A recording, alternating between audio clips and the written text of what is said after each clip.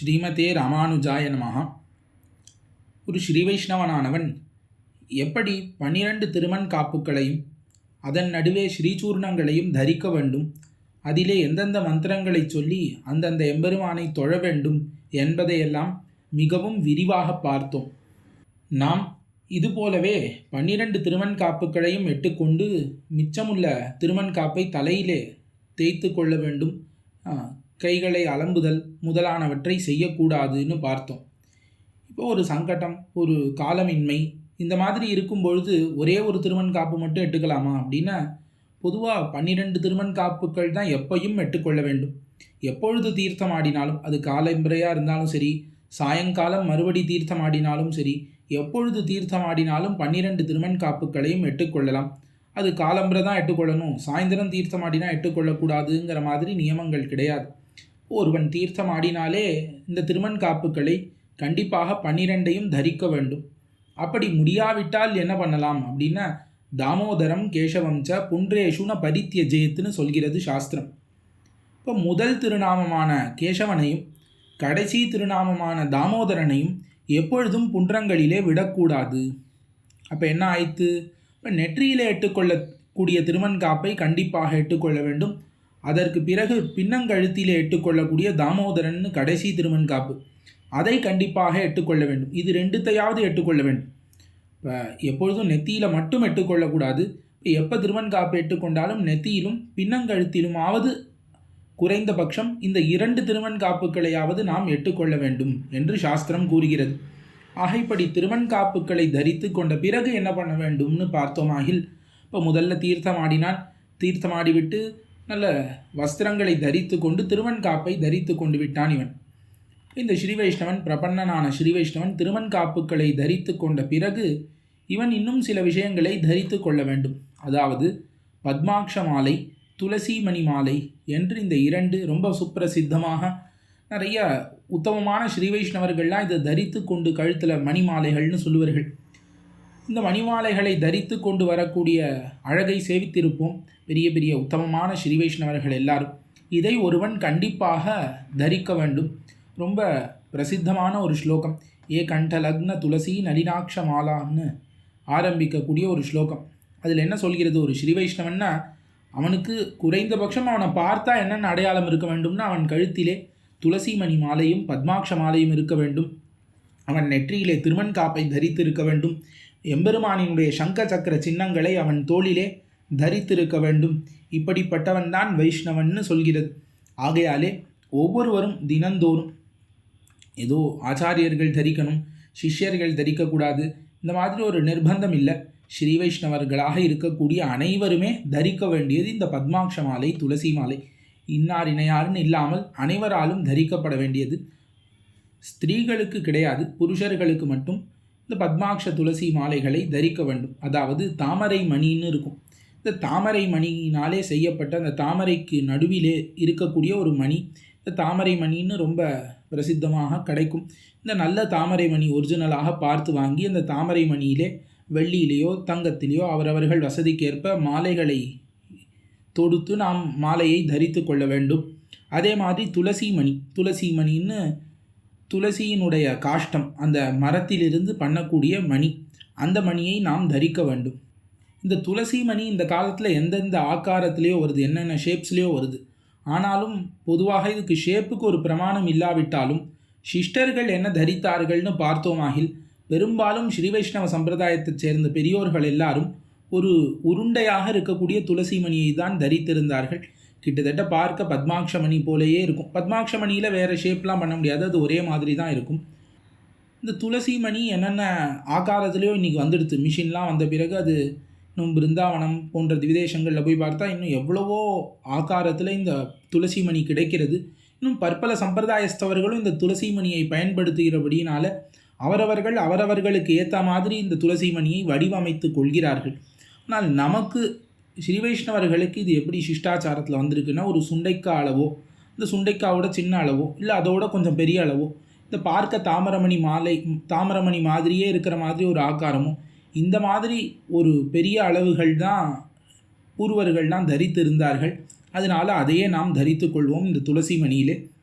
சரி, இந்த பத்மாட்ச மாலை துளசி மாலை தரிக்க வேண்டும்னு பார்த்தோம். இது எப்படி எவ்வளவு மணிகள் இருக்க வேண்டும் அந்த மாதிரி ஏதாவது நியமம் உண்டான பொதுவாக ஒரு பிரமாணத்திலே சதுசப்ததி பத்மாட்சம் அஷ்டோத்தர சதம் ஸ்மிருதம் துளசி மாலிகாயாக தாம் சததம் தாரயே த்விஜா யதா பதிவிரதா சாத்வி சர்வாபரண பூஷிதா பதிசுஷ்ரூஷணம் குர்யாத் சாவதானேன சேதசா தத்வத் சக்கராதி சின்னைஸ்து சின்னிதோ த்விஜசத்தமஹ பத்மாட்ச துளசி மாலாம் ஸ்ரீபவித்ரம் யதாக்கிரமம் சந்தாரிய நித்திய கர்மாணி விஷ்ணோ பிரீத்தியர்த்தம் ஆச்சரேத் என்று பிரமாணம் அழகாக நமக்கு சொல்கிறது. அதாவது 74 மணிகள் கொண்ட பத்மாட்ச மாலை. இப்போ பத்மாட்சம் தாமரை மணி மாலை. இந்த தாமரை மணி மாலையில் 74 மணிகள் இருக்க வேண்டும். துளசி மணி மாலையிலே 108 மணிகள் இருக்க வேண்டும். இப்போ தாமரை மணி மாலை ஆகில் 74, துளசி மணி மாலை ஆகில் 108ன்னு இந்த பிரமாணம் காட்டுகிறது. மற்றொரு இடத்திலே ரெண்டுமே 108 என்று இருக்கிற மாதிரி பிரமாணங்கள் உள்ளது. அதனால் இது பெரும்பாலும் இது நமக்கு ஆச்சரிக்க வேண்டும் முடிந்த அளவுக்கு. இதில் இன்னொரு நிர்பந்தம் என்ன சொல்கிறது அப்படின்னா, இதை நாம் தரிக்கும் பொழுது எப்படி தரிக்க வேண்டும்னா, தாரையேன் நாபி பரியந்தம் தியாஜ்யம் நியூனம் தத்தோதிகம். இப்போ இந்த பத்மாட்ச துளசி மாலைகளை தரிக்கும் பொழுது நாபி வரைக்கும், இப்போ நம்முடைய நாபி வரைக்கும் தான் தரிக்க வேண்டும். அதற்கு கீழேயும் இருக்கக்கூடாது, அதற்கு மேலேயும் இருக்கக்கூடாது. சரியாக நாபி வரைக்கும் தரிக்க வேண்டும்னு சொல்கிறது பிரமாணங்கள். அதனால் அதற்கு ஏற்ற மாதிரி இந்த எண்ணிக்கைகளை வைத்துக்கொண்டு நாம் தரித்து கொள்ள வேண்டும். முடிந்த அளவுக்கு இந்த எண்ணிக்கைகளை கடைப்பிடிக்க பார்க்க வேண்டும். 74 தாமரை மணி மாலை, 108 துளசி மணி மாலைன்னு இருக்குது. இன்னும் சில சிஷ்டாச்சாரங்களிலே சில பெரியோர்கள் ரெண்டுமே 108 தரித்து கொள்கிறார்கள். அதாவது அந்தந்த சிஷ்டாச்சாரம் அவரவர்களை கேட்டுக்கொள்ள வேண்டியது, ஆச்சாரியர்களை கேட்டுக்கொண்டு அது தரிக்க வேண்டியது. ஆனால் கண்டிப்பாக தரிக்க வேண்டும், ஏதோ ஒன்றாவது தரிக்க வேண்டும். நாபி பரியந்தம் அந்த மாலை வர வேண்டும். இன்னும் கொஞ்சம் அதிகமாக இருந்தால் அந்த பின்பக்கம் அந்த மாலையிலே ஒரு முடிச்சு மாதிரி போட்டுப்பார்கள், கரெக்டாக நாபி வரைக்கும் வர மாதிரி வைத்து கொண்டு தரிப்பர்கள் இந்த பத்மாட்ச மாலை துளசி மாலையை. தினந்தோறும் அனைவரும் இதை வீட்டிலே வைத்து கொண்டு அவரவர்கள் கிரகங்களிலே வைத்து கொண்டு எம்பெருமான் திருவாராதனம் பண்ணும் பொழுதாவது இதை நாம் கண்டிப்பாக தரிக்க வேண்டும். இது எப்படி அப்படின்னா, யதா பதிவிரதா சாத்வி சர்வாபரண பூஷிதா பதிசுஷ்ரூஷணம் குறியாத் சாவதானேன சேதசா. ஒரு சிறந்த பதிவிரத்தை இருக்கிறாளாகில் அவள் மங்களாபரணம்னு தரித்து கொண்டிருப்பார்கள். இப்போ திருமாங்கல்யம், மெட்டி முதலான மங்கள வளையல், தோடு, மூக்குத்தி போன்ற மங்களமான ஆபரணங்களை அவள் எப்பொழுதுமே தரித்து கொண்டுதான் அவள் அந்த கிரகங்களிலே பதிக்கு செய்யக்கூடிய சேவைகளோ அந்த கிரகங்களிலே இருக்கக்கூடியவர்களுக்கு செய்யக்கூடிய சேவைகளோ பண்ணுவாள். அது இல்லாமல் இருந்தால் எப்படி அமங்கலமாக இருக்கும். அது இல்லாமல் எப்போதுமே யாருமே இருக்க மாட்டார்கள் அல்லவா. அந்த மாதிரி ஒரு வைஷ்ணவனுக்கு இந்த சக்கராதி சின்னம், இந்த சங்கம், சக்கரம், பத்மாட்ச மாலை, துளசி மாலை, திருமண்காப்பு இதெல்லாம் எப்படிப்பட்டதுன்னா ஒரு பதிவிரத்தையான பெண்ணுக்கு மங்களாபரணம் போன்றது. ஆகையாலே அதை தரித்து கொண்டுதான் நாம் எம்பெருமானுக்கு எல்லா கைங்கரியமாக இருந்தாலும் செய்ய வேண்டும். நாம் பண்ணக்கூடிய எந்த ஒரு கர்மமும், அதாவது சந்தியாவந்தனமாக இருக்கட்டும், ஔபாசனமாக இருக்கட்டும், சிரார்த்தமாக இருக்கட்டும், எதுவாக இருந்தாலும் அந்தந்த கர்மங்களை ஜபம், ஹோமம் எது பண்ணாலும், திருவாராதனமாக இருக்கட்டும், எல்லா சமயத்திலும் இந்த பத்மாட்ச மாலை துளசி மாலையை கண்டிப்பாக தரித்து கொண்டே இருக்க வேண்டும் ஸ்ரீ வைஷ்ணவனானவன். பத்மாட்சம் விஷ்ணு தெய்வத்தியம் துளசி ஸ்ரீஹி பிரகீர்த்திதா தஸ்மாத்வயம் சதாதாரியம் ஊர்த்வபுண்ட்ர பரத்விஜைஹி என் ஜபஹோமார்ச்சனாத்யேஷு விசேஷேன து தாரயேத் உபவீதம் ஷிகாபந்தம் ஊர்த்வபுண்ட்ரம் ததைவச்ச பத்மாட்சமாலாம் கௌஷேயம் சததம் தாரயேத் த்விஜா அப்படின்னு வியாசர் சொல்கிறார். இந்த பத்மாட்சம் இருக்கிறதே தாமரைமணி, இது எம்பெருமானை குறிக்கக்கூடியது, விஷ்ணுவினுடையது. துளசியானது பிராட்டியை குறிக்கக்கூடியது. ஆகையாலே பத்மாட்ச மாலையும் துளசி மாலையும் கண்டிப்பாக தரித்து கொண்டுதான் இவன் சந்தியாவந்தனமாக இருக்கட்டும், ஜபம், ஹோமம், அர்ச்சனங்கள் எல்லாமே பண்ண வேண்டும். அதாவது எப்படி ஒரு ஸ்ரீ வைஷ்ணவன் இருக்கான்னா அவனுக்கு பூணூல் உபவீத்தம்னு இருக்குது, யஜ்ஞோபவீத்தம், அதற்கு மேலே ஷிகை, ஊர்த்வபுண்ட்ரம், இதெல்லாம் எவ்வளவு முக்கியமோ. இப்போ யாரும் யஜ்ஞோபவீத்தத்தை கழட்டி வைத்து விட்டு திருவாராதனமோ எதுவோ பண்ண மாட்டார்கள், ஷிகை இல்லாமல் பண்ண மாட்டார்கள், திருமண் காப்பு இல்லாமல் பண்ண மாட்டார்கள். அந்த மாதிரி பத்மாட்ச மாலை துளசி மாலையை எப்பொழுதும் தரிக்க வேண்டும்னு சொல்கிறது பிரமாணம். ஆகையாலே கண்டிப்பாக அதை தரிக்க வேண்டும். துளசி காஷ்டமாலாம்பை பத்மாட்சமணி மாலிகாம்னு இது மாதிரி இது ரொம்ப பிரசித்தமாக சொல்கிறது. இப்போ எப்பயுமே தரித்து கொண்டே இருக்க வேண்டுமா இதை அப்படின்னு அடுத்த கேள்வி வரும். இப்போ முதல்ல நாம் என்ன பார்த்தோம், இந்த பத்மாட்ச மாலை துளசி மாலை எப்படி இருக்க வேண்டும், அதோட ஷேப் என்னன்னு பார்த்தோம். அதற்கு பிறகு அது எவ்வளோ எண்ணிக்கையில் இருக்க வேண்டும்னு பார்த்தோம். மணிகள் அதை நாம் வெள்ளியிலையோ தங்கத்திலையோ அவரவர்கள் வசதிக்கேற்ப கோத்து தரித்து கொள்ள வேண்டும்னு பார்த்தோம். அப்படி தரித்து கொள்ளும் பொழுது எல்லா சமயத்திலும் தரித்து கொள்ளலாமா அப்படின்னு பார்த்தா வாமன புராணத்திலே ஒரு வச்சனம், போஜனே சயனே ஸ்நானே மலமூத்திர விசர்ஜனே துளசி காஷ்டமாலாயாக தாரணாத் பதிதோ பவேத். போஜனே உண்ணும் பொழுது, ஷயனே படுத்து உறங்கும் பொழுது, ஸ்நானே குளிக்கும் பொழுது, மலமூத்திர விசர்ஜனே இப்போ மலமூத்திரங்களை கழிக்கும் பொழுது, இந்த சமயங்களிலே துளசி காஷ்ட மாலையை ஒருவன் தரித்து கொண்டிருந்தானாகில் அவன் பதிதனாக ஆகிறான் என்று பிரமாணங்கள் கூறுகிறபடியினாலே கண்டிப்பாக உண்ணும் பொழுது, தூங்கும் பொழுது, குளிக்கும் பொழுது, இல்லை தீட்டாக இருக்கும் பொழுது, விழுப்பாக இருக்கும் பொழுது, மலமூத்திரங்களை கழிக்கும் பொழுது இந்த துளசி மாலை பத்மாட்ச மாலையை தரிக்கக்கூடாது. அப்போ எம்பெருமான் கைங்கரியங்களிலே பண்ணும்பொழுது, காலக்ஷேபங்களை கேட்கும் பொழுது, கோவிலுக்கு போகும்பொழுது இதெல்லாம் தரித்து கொள்ளலாம். இன்னும் சில சிஷ்டாச்சாரங்களை ஆராய்ந்து பார்த்தோமாகில் சில சிஷ்டர்கள் காலையிலே தரித்து கொள்வர்கள். காலையிலிருந்து மத்தியானம்தான் அவர்களுக்கு உணவு உண்பர்கள். இப்போ மத்தியானம் உணவு உண்ட பிறகு இதை தரித்து கொள்வதில்லை. திருவாராதனம் முடித்து உணவெல்லாம் சாப்பிட்டாச்சுன்னா இப்போ சாப்பிட்றதுக்கு முன்னாடி கழட்டி வைத்தார்களாகில் இப்போ அமுது செய்த பிறகு இதை தரித்து கொள்வதில்லைன்னு சில பெரியவர்கள் அப்படி வைத்திருக்கிறார்கள். சிலர் அமுது செய்யறச்சே தரித்து கொள்ளாமல் இருக்கலாம். அமுது செய்த பிறகு உபன்யாசம் காலக்ஷேபங்கள்லாம் இருக்கும்பொழுது இதை தரித்து கொள்ளலாம்னு வைத்திருக்கிறார்கள். அது இந்த இரண்டுமே சிஷ்டாச்சாரத்திலே காண்கிறது. ஆகையாலே அவரவர்கள் இந்த இரண்டிலே ஏதாவது ஒரு முறையிலே இந்த துளசி மணி பத்மாட்ச மாலை இவைகளை தரித்து கொள்ளலாம். இப்போ எப்போ தரிக்கலைன்னா கூட கண்டிப்பாக ஒருவன் அவரவர்கள் வீட்டிலே திருவாராதனம் அதை தரித்து கொண்டு வெளில போக முடியல, வெளில கடைக்கெல்லாம் போனால் யார் மேலேயாவது இடிச்சிடுவோம், இந்த மாதிரிலாம் இருந்தால் கூட ஆத்திலே எம்பெருமானுக்கு நித்தியபடி திருவாராதனம் பண்ணும்பொழுது கண்டிப்பாக இதை தரிப்பதற்கு முயல வேண்டும்.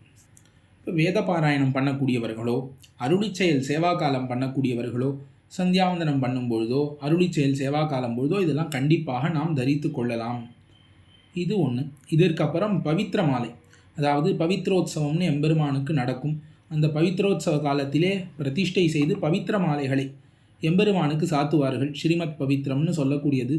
அது எம்பெருமானுக்கு நூலிலேயோ இல்லை பட்டு நூல்களிலேயோ நன்னா முடியாக பண்ணி அந்த மணிமணியாக அந்த பவித்திரத்தை எம்பெருமானுக்கு சாத்தி அதை பிரசாதமாக கொடுப்பார்கள். இப்படி எம்பெருமான் சாத்தி கொண்டு கலைந்தது. கடையில் போய் நான் வாங்கி பவித்திர மாலை நன்னா கலர் கலராக இருக்குன்னு போட்டுக்கக்கூடாது. எம்பெருமான் சாத்தி கலைந்த பவித்திர மாலையை நம்முடைய கழுத்திலும் தலையில் வட்டமாக தரிக்க வேண்டும். இப்போ திருவரங்கம் பெரிய கோவிலிலே போனால் பவித்ரோத்சவ சாத்து முறை அன்று எல்லா ஸ்ரீ வைஷ்ணவர்களுக்கும், முதல்ல வாதூல தேசிகர்னு சொல்லக்கூடிய முதலியாண்டான் திருவம்சத்தவர்களுக்கும், அதற்கு மேலே அங்கே இருக்கக்கூடிய எல்லா ஸ்ரீ வைஷ்ணவர்களுக்கும் 2 பவித்திரத்தை கொடுப்பார்கள். பெருமாள் சாத்தி கலைந்தது என்னது, கழுத்துக்கு ஒன்று தலைக்கு ஒன்று, தலையில் வட்டமாக தரித்து கொள்ள வேண்டும். இதை நாம் தரித்து கொள்ளலாம். திருவாராதனம் பண்ணும்பொழுது கண்டிப்பாக எம்பெருமான் பிரசாதமாக கிடைத்த பவித்திரம் இருந்தால் அதை வாங்கி நாம் கழுத்திலே இந்த பத்மாட்ச துளசி மாலையோடு தரித்து கொண்டு தலையிலும் தரித்து கொண்டு திருவாராதனங்களை கிரகத்திலே செய்யலாம். இது பண்ண வேண்டும். இந்த பத்மாட்ச மாலை துளசி மாலை பவித்திர மாலை 3ஐயும் தரித்து கொண்ட பிறகு நம்முடைய கிரகங்களிலே அபயஹஸ்தம்னு சொல்லக்கூடிய அந்த சந்தனத்தினாலே எம்பெருமானினுடைய திருக்கைகள் அந்த அபயமுத்திரையை ஒரு பிரதிபிம்பம் பண்ணி எடுத்து வைத்திருப்பார்கள். அந்த சந்தனத்திலே திருவரங்கத்தில் ரொம்ப பிரசித்தம். பெரிய கோவிலிலே நம்பெருமாள் திருக்கரங்கள் அந்த அபயமுத்திரை இருக்கிறதே, அந்த அபயமுத்திரையை ஒரு சந்தனத்திலே ஒத்தி எடுத்து இருப்பார்கள். அது பார்க்க எம்பெருமானினுடைய அபயஹஸ்தம் போலவே இருக்கும். இது சந்தன அபயஹஸ்தம். இது வாசுதேவ சம்ஹிதையிலே சொல்லப்பட்டிருக்கிறது. மதியா அபயமுத்ராயா சா சர்வ பலப்பிரதான் ரிணாம் நேத்ரையோர் அம்சையோர் நித்யம் ஹிருதி மூர்த்னி கிரமேண தூ பிரபன்னை பிரத்யகம் சேவ்யா சந்தன பிரதிபிம்பிதா அப்படின்னு சொல்லப்பட்டு இருக்கிறது பிரமாணத்திலே.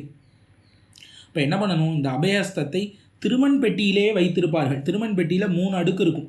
திருமண் காப்பு ஸ்ரீசூர்ணத்தினுடைய அந்த வில்வ பாத்திரம் வைப்பதற்கு ஒரு இடம், மேலே இருக்கக்கூடிய இடத்துல என்ன வைப்பார்கள், இந்த மாதிரி சந்தன அபயஹஸ்தங்கள் இதையெல்லாம் வைத்திருப்பார்கள். அதற்கப்புறம் ஆச்சாரியனுடைய திருவடி நிலைகள்லாம் வைக்கிறதுக்கு தனியாக ஒரு இடம் வைத்திருப்பார்கள். இது இந்த மாதிரி ஒரு பெரிய பெட்டியாக இந்த திருமண் பெட்டியே இருக்கும், பெரியோர்களின் பெட்டியை பார்த்தால். அந்த மாதிரி நாம் என்ன பண்ண வேண்டும், இந்த சந்தன அபயஹஸ்தம் இருக்கிறதே அதை நாம் நம்முடைய கிரகங்களிலே இருந்தால், இப்போ திருவரங்கம்னு இல்லை, எல்லா கோவில்களிலும் அது உண்டு. அந்தந்த எம்பெருமானினுடைய சந்தன அபயஹஸ்தம் கிடைக்கும். அதே மாதிரி எம்பெருமான் திருவடிகளை சந்தனத்திலே ஒத்தி எடுத்து கொடுத்திருப்பார்கள். திருமலையில் பார்த்தோமாகில் திருமலையிலே மார்பிலே இருக்கிற பிராட்டியினுடைய சந்தன முத்திரை இருக்கும். அதுவும் வாசுதேவ சம்ஹிதையிலே கூறப்பட்டிருக்கிறது. இப்போ இந்த மாதிரி எம்பெருமானினுடைய திருவடி முத்திரையோ திருக்கை முத்திரையோ மார்பிலே இருக்கக்கூடிய பிராட்டியின் முத்திரையோ சந்தனத்திலே ஒரு முத்திரையாக நாம் எடுத்து வைத்திருக்க வேண்டும். அந்த சந்தன அபயஸ்தத்தை நாம் சேவிக்க வேண்டும். இந்த திருமண் காப்பு தரித்து கொண்ட உடனே அந்த சந்தன அபயஸ்தத்தை எடுத்து எப்படி சேவிக்கணும், அதை என்ன பண்ணணும் அப்படின்னா, கையில் எடுத்துக்கொண்டு என்ன பண்ணணும்னா, முதல்ல 2 கண்ணிலே ஒத்தி கொள்ள வேண்டும். 2 கண்ணிலும் ஒத்தி கொண்டு 2 தோள்களிலும் ஒத்தி கொள்ள வேண்டும். தோளில் திருமண் காப்பு இருக்குமே அந்த இடத்துல 2 தோள்களிலும் ஒத்தி கொள்ள வேண்டும். அப்புறம் மார்பிலே ஒத்தி கொள்ள வேண்டும். அப்புறம் தலையிலே ஒத்தி கொள்ள வேண்டும்.